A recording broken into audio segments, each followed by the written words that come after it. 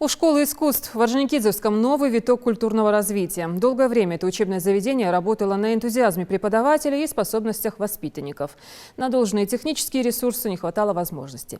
Теперь ситуация изменилась, есть вся необходимая для занятия аппаратура и инструменты. Сегодня учащиеся успешно дебютировали перед гостями. Репортаж Фатимы Кариевой. Их коленки не дрожат от волнения, а маленькие руки плавно, но уверенно скользят по клавишам. Воспитанники школы искусства исполняют музыку для души. Случайных здесь нет. Каждый пришел по зову сердца. У меня учительница хорошая, она мне кажется, у меня раньше был другой учитель, он ушел, у меня появилась новая учительница. Теперь я исполнила конкурс. Несколько месяцев назад Зухра Сайнароева попросила у председателя Всероссийского движения матери России Валентины Петренко помочь музыкальной школе с оборудованием. Желание девочки исполнилось буквально через 2 месяца.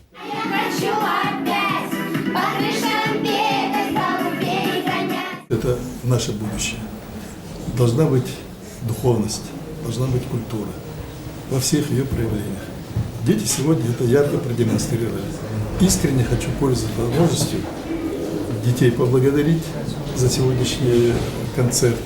Ну и самое главное, искренняя признательность вот за эту патриотичность. Школа искусств давно нуждалась в новом оборудовании. Синтезатор, караоке, телевизор – это то, без чего творческая команда обойтись не может. Мы их очень ждали, мы очень с таким прямо вот замиранием в сердце ждали этого подарка. И наконец-то мы его получили. Дети очень счастливы, рады. Буквально вчера на ежегодном послании Народному собранию Юнусбек Евкуров призвал уделить должное внимание культуре.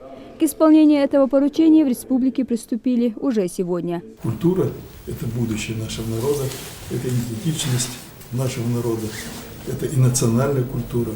И, конечно, есть такие пожелания, что мы должны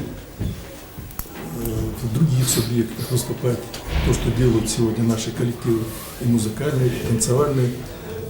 Этим мы в целом есть взаимное проникновение наших культур. Теперь воспитанники школы займут свое место под солнцем культуры. Преподаватели не сомневаются, об их таланте однажды будет говорить вся республика.